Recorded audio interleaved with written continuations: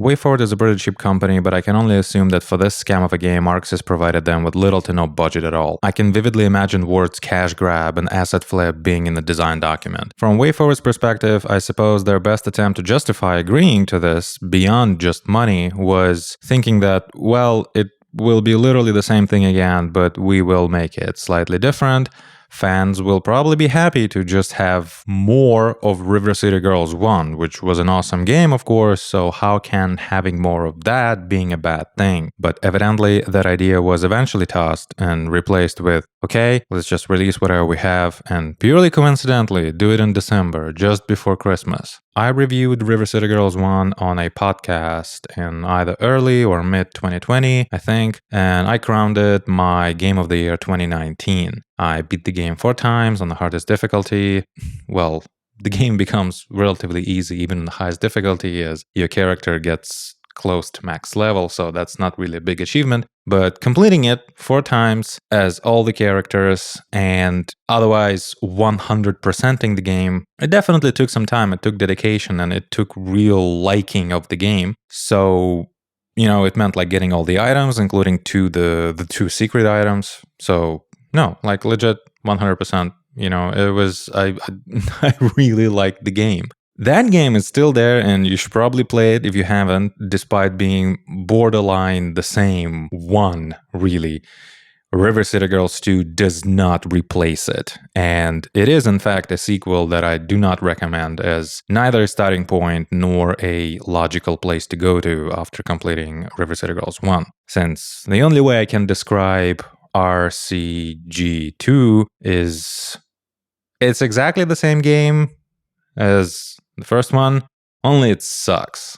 To start with, River City Girls 2 is a sequel I was not expecting at all. It's a complete shameless asset flip. It looks and plays exactly like the first game. Everything in it was literally copied and pasted from the first game. The most honorable title for it would be either a mod or maybe a DLC, like a standalone DLC for the first game. But since the developer couldn't even bother to give the characters new costumes, not even like recolor the old ones, let alone make new animations or give old areas an actually new look and layout, it just doesn't quite qualify as anything really other than just the same game again. For whatever reason, a mod or a DLC would have at least still had the same, FPS cap. 99% of the enemies are the same as well. All the shops and their shopkeepers are the same, like same sprites, same everything, same items. Most areas are pretty much the same. UI is not entirely the same. They made it worse. So, okay, here's a big difference. Very cool. And most of the music was just lifted from the first game and randomly sprinkled over the scrap without even attempting to maybe make remixes, rearrangements of the old tracks, Those would have been cool throwbacks, so to speak. Instead, this game just reuses old music, and it does it in complete disregard of said music actually having purpose and meaning behind where and when it played in the original game. More or less every area in River City Girls 1 had 2 tracks, at least. One was usually an upbeat instrumental for the outskirts, so to speak, and like optional segments of the area, and the other was an amazing song by In Universe by Noise that was themed after the area and or its boss, and it played in the parts of the areas that were like on the path of the main quest progression. In the second game, you just get those same noise songs randomly playing all over the map, combined with the same instrumentals from the first game, also randomly sprinkled all over the game. There are a couple of new instrumentals, yes, but none of them are as impressive as playing through most of an area to a new awesome noise song would have been. Areas of the world now mostly switch between playing either an old instrumental or a new one, or a few times you get a new noise song briefly play at the last couple of rooms. Literally. just before the boss. And it hurts me to say it, but those new noise songs are not very good. The old game pretty much opened with a noise song, by the way, if you can remember, and it never reused the same piece of music, be it an instrumental or a song. No. This game doesn't have the same sense for music, unfortunately, and it completely misses the point when it reuses the old one, which it should not have done to begin with. Reusing alone was a big point missed. Also, the title music plus menu music is handled differently here. There used to be a very healthy separation between the two because the title screen / intro animation music was only good for about 10 seconds, just enough to get you hyped and, well, get you into the menu. In this game, the title screen / intro animation music is horrible from beginning to end, and it keeps playing even when you are in the menu. You cannot escape it. It is unavoidable. It is your destiny. I should mention that there are a few legit new areas, and those are by far the least impressive and most boring ones in the entire game. But that quote-unquote problem pales in comparison to what was done to the mission structure and therefore pacing of the entire game, which is by far its biggest killer.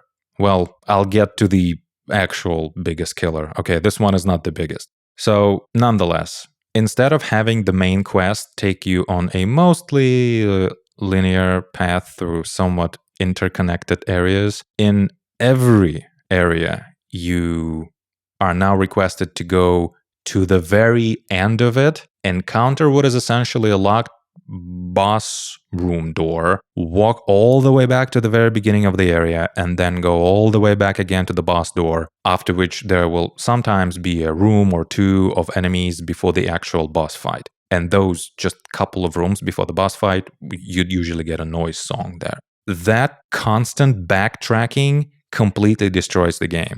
Again, you need to go through the entire area, all the way to the boss pretty much, and be like, oh no, the door is closed. Go all the way back, essentially get the key, and then go all the way to the boss again. Every time. It makes the game boring beyond belief. Not even side quests in River City Girls 1 had you do something like this, making you literally run back and forward and then back again through the entire level. I have no idea how WayForward thought this was an acceptable design for not even just one area, but for all of them, with fast travel usually non-existent or restricted while you are on the main quest. There is technically an active day-night cycle now, by the way, which would have been a cool addition to a good game. The story is really not helping with the boredom factor, mostly because there isn't any point to it in the second game. River City Girls 1 had a totally fine story for the type of game it was, as well as in general, but it wasn't really all that important, but it was contributing, I think, because it wasn't all that horrible.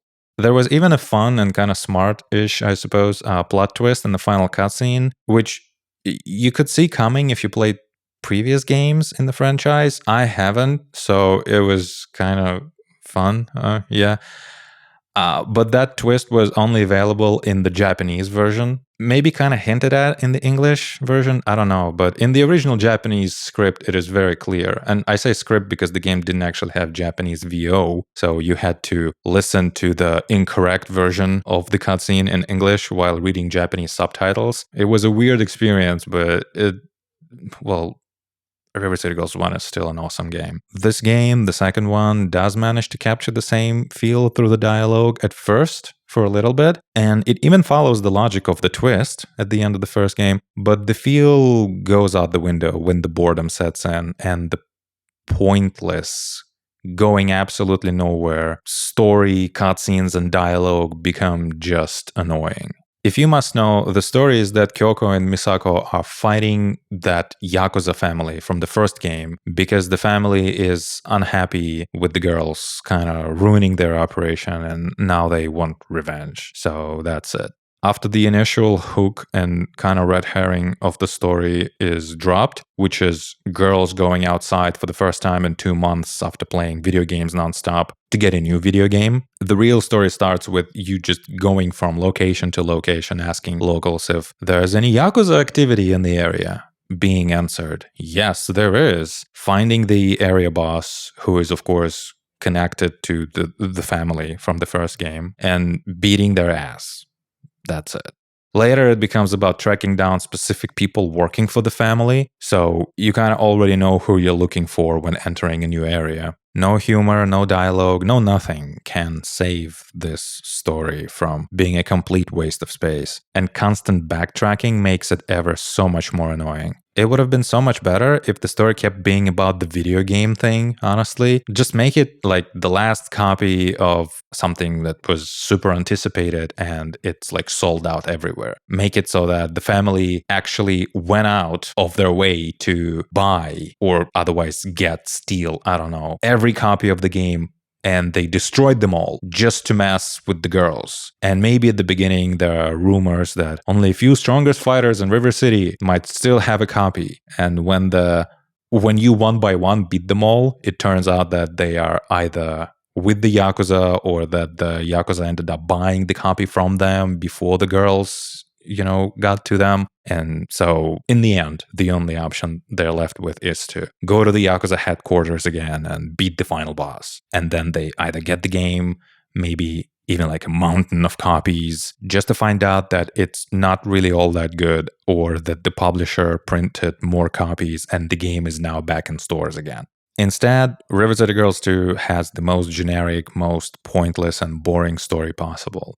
Also, the first game had occasional short animated cutscenes, if I'm not mistaken, like the Misuzu's entrance, for example. The reason I remember it is because I just played like 30 minutes of the first game again to confirm a few observations about changes in the combat system. RCG2 has nothing of the kind. All possible costs were cut, really. Drop everything, just make it barely functional, and release the game for Christmas. Yay. The combat system was slightly changed, but 99% of it is the same. And by same, I mean it is literally the same game with the same sprites, even that they couldn't even recolor. As an example of something new, now certain weapons can hit enemies on the ground, including using enemies as weapons, if you remember the move. Basically, every attack with a weapon that kind of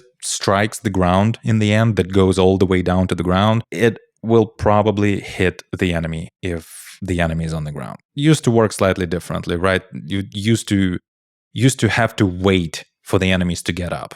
You don't have to anymore. I don't really know if one is better than the other. On the surface, it sounds like an improvement, but in reality, if you think about it a bit more, I don't know, it's just different. So, yeah, you no longer have to wait for enemies to get up to hit them again with like a bicycle. You also have 2 supports now instead of 1, and they each can take a fixed amount of hits, which is 4. Different supports in the first game, they had different health bars, right? Doesn't really change anything.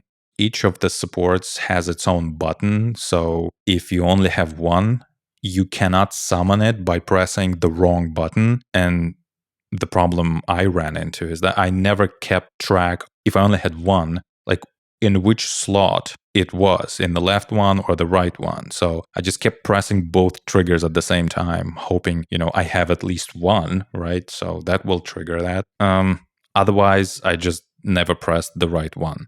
So I don't know if it's again, good change or not. There is a block breaker move now that I don't remember existing in the first game, but it might have been there. I don't know. I don't remember. It's pretty terrible. Takes a really long time to charge, and by then you usually get hit by a different enemy. Still no combo breaker for the player. Only the bosses can do that on you. I think maybe juggling enemies is a little easier in the second game. I do not remember if certain moves used to connect on enemies who are effectively on the ground already. You can pretty much do like a whatever that move in Tekken is called, where you can kind of like bounce the enemy off the floor and then keep going with your combo, like keep going with the juggle. Another difference, if you get knocked on the ground, you now have to mash a button pretty much like any button to get up. I have no idea why WayForward decided that a perfectly normal way of getting up needed to be changed to a shit one.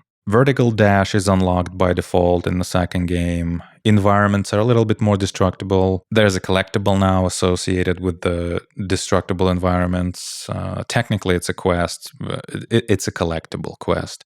Equipable items were touched up a little bit, literally for 1 second. They are mostly the same, 99%. Just a little different. Not better, different. 4 characters from the first game are unlocked from the start, which doesn't make any sense story-wise, by the way, and there are even more characters to unlock while playing through the campaign. There's probably someone to unlock by completing it, I don't know, I didn't finish the game, I dropped it right before the final area, which is just the last area from the previous game.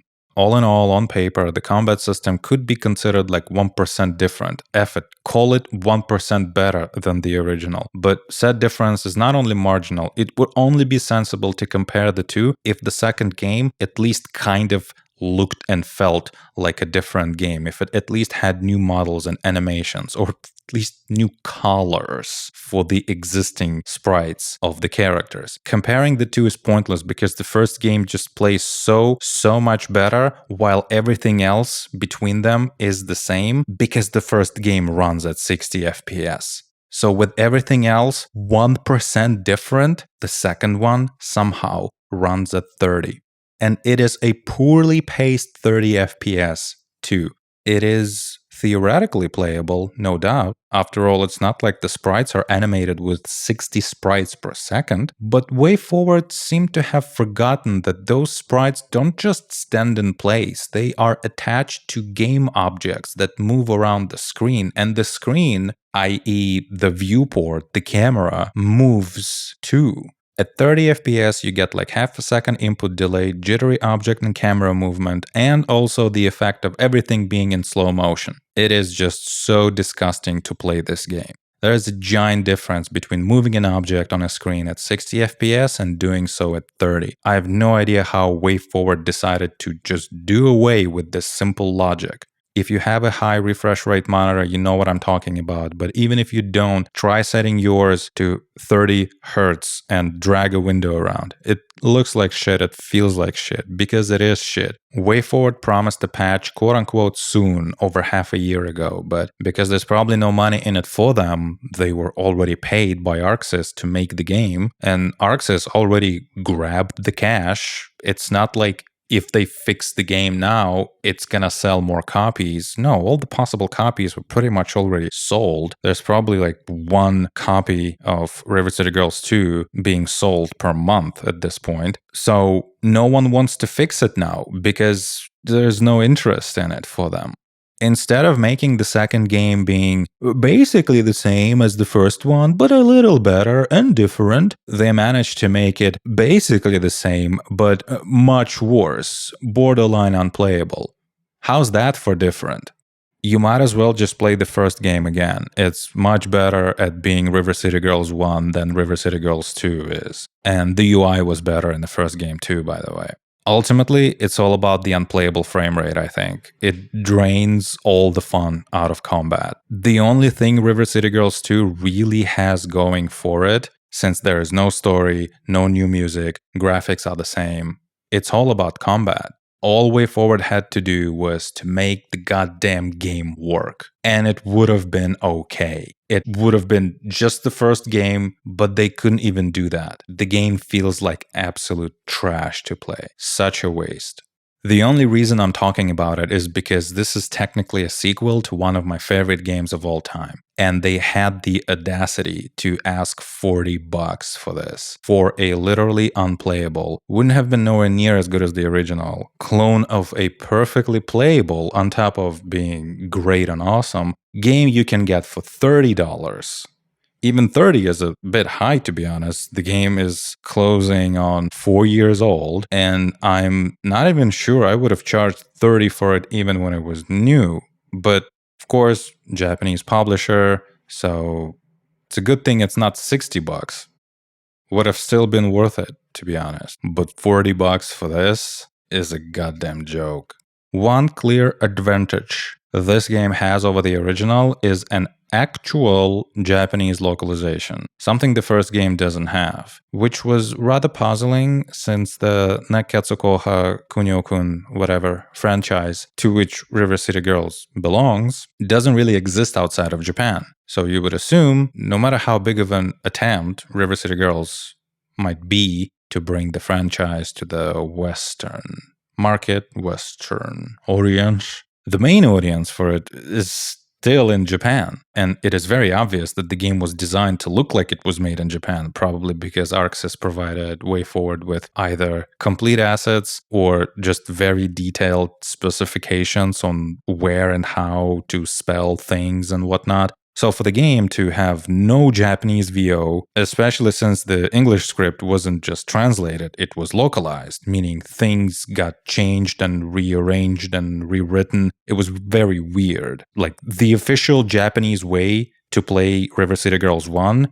was with the English VO, which had very little in common with what the Japanese text does. I suppose even then, ArcSys was trying to cheap out and they just bet on English speakers obviously not playing with Japanese text and the Japanese players not speaking enough English to notice the difference. Well, the second game actually does have both Japanese text and Japanese VO, but the game was not translated like super fully. Some in-game sounds always stay in English, like some shitty radio broadcast or whatever at the beginning of the game, and some enemy voices, and also some in-world gameplay-related text, like the one indicating breakable walls is always in English, which can be considered as something not to be touched by localization. That's part of the world. But it could make a difference for someone who doesn't speak English. So yeah, imagine they were in Japanese. Imagine you were playing a game and the solution or like a hint for a puzzle,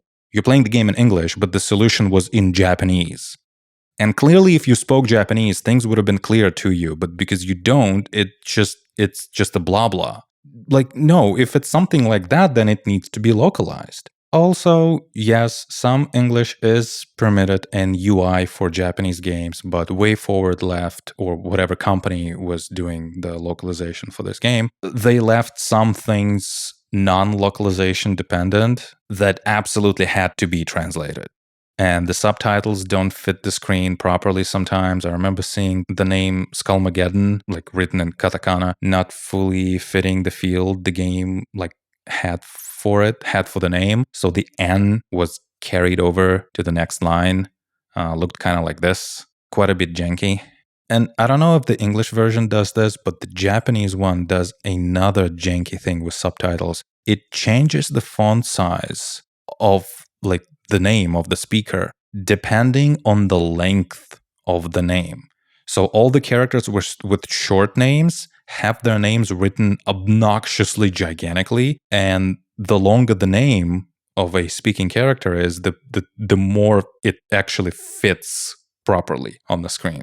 Bizarre. But yeah, apparently if it gets too long, you get this. So I suppose the Japanese localization factor for the second game was improved since it was non-existent for the first game at all, but it was half-assed because of course it was. Overall, in theory, or maybe for like 5 minutes, it is fun to actually play a River City Girls game in Japanese until the boredom of replaying River City Girls 1 again, but this time it's not good and runs like crap, sets in. Which could have been avoided if at least they didn't botch the story this time and, actually made assets for their new game instead of flipping them without doing as much as recoloring. Or just make your game not run like shit. At least. And I definitely don't mind the 1.5 change done to combat. It's okay. It's different. Sure, it's a second game. Let's change things up a little bit. Cool. But unfortunately, the game is still unplayable, so doesn't matter. Were you two planning on taking a break sometime this month? Why bother? Yeah, those crummy yakuza took over our school. No point in ever going back there. Well, I did hear a sequel to Vampire Puncher was just released. What? This morning, in fact. That game store at the mall should have a few copies. And here we are still playing the original like a pair of chumps. Yeah, Everyone knows that sequels are always better. My ass.